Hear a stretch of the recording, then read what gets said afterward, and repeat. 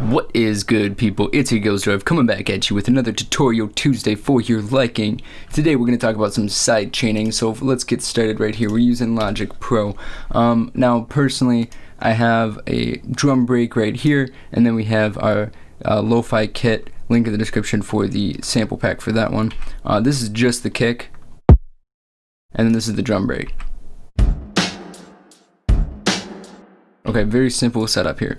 And then we also have my sample up here, but we're going to mute that for right now. I'm going to show you the first thing that I do to get this to work. So now, before I get started, I want to talk about what this bus right here is sending to. It's we're sending out to get some nice space designer going on here to really bring up some echo, and that's not a big deal, but we're going to talk about it. So first I'm going to hit X to bring up the mixer, because I really want to see all the tracks involved in my mix. I want to see everything, and I want to see where everything's going and what everything's doing. So the first thing I'm going to do is I'm going to pick every instrument but my sidechain kick. I'm going to now call this side.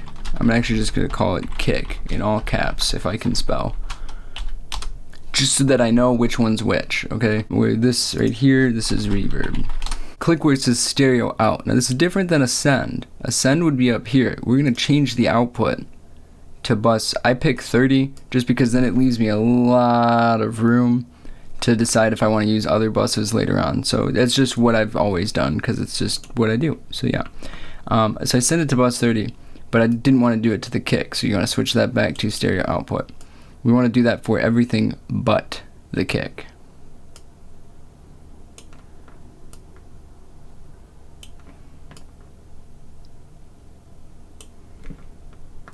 And you even want to do it to any other buses that you have.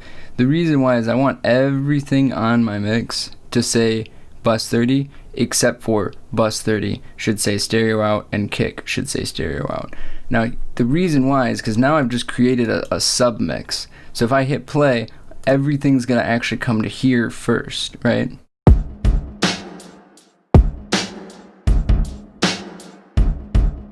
Except for that kick. So if I turn this back on, we just play it.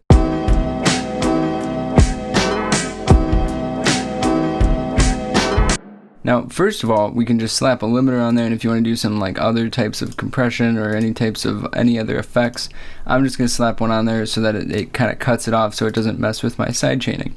So now I'm going to add a compressor, and I'm going to side chain it from the instrument kick. See why we labeled it? Helps. And we're going to do bus 30 is my setup, and that's pretty much what I do, and then I just kind of give it a listen.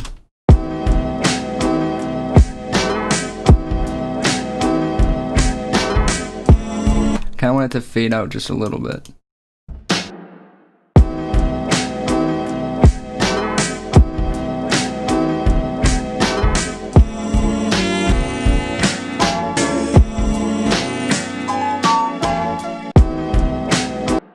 And I try to get anywhere between -10 and -5. -10 is going to be really harsh. Anything more than that just sounds wrong. It just doesn't sound appealing to me. It can sound cool and be very thumpy and punchy, but it's just not ideal. Sorry about that.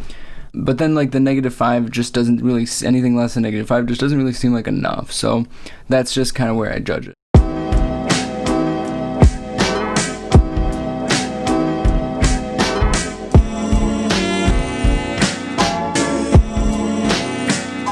Okay, and that's it. That's how I sidechain. It's really simple and it's really easy. And then if I want to do anything else with a sidechain, all I have, instead of having a compressor on every single track, which is really gonna bog down your CPU, like I even have EQs here that I'm not using. You know, so you want to have the least amount of interference with your track as possible. So just adding all those empty, you know, because otherwise you could just come through. And instead of having the bus 30, I take my compressor and I just alt drag and I put it on every single track to essentially get the same effect. But now we have 3, 4, 5, however many tracks running, all with their own compressors, and it just starts to become a mess, and it's just really gonna mess with your CPU. Like this is gonna go through the roof. It already goes high. You know, this is nothing. It's a Serato sample with with a drum break and a kick using sampler. And we're already seeing like a decent chunk of our I/O being used here.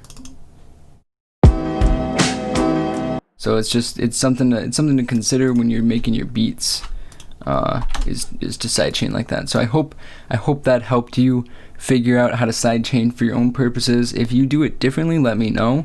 This is just how I do it now that I've learned that. The same thing also, just before I let you go here, if we decide to add a summing stack, it typically immediately will just do bus 30 because it understood that you used bus 30 for the tracks within it. You know, so now these are going to go to bus 1, and then bus 1 is going to go to bus 30. But you want to do it for every single track, because if you don't do it for something like the reverb, it starts to sound weird. So yeah. Alright, well, thanks for watching, guys. Please comment down below, let me know what you think about this video, and check out the playlists in the description for the music that I listen to and like to write, as well as the playlist for channels or videos just like this one. Please subscribe and hit the notification bell if you want to see more videos just like this and never miss another one. Thanks again for watching. Peace.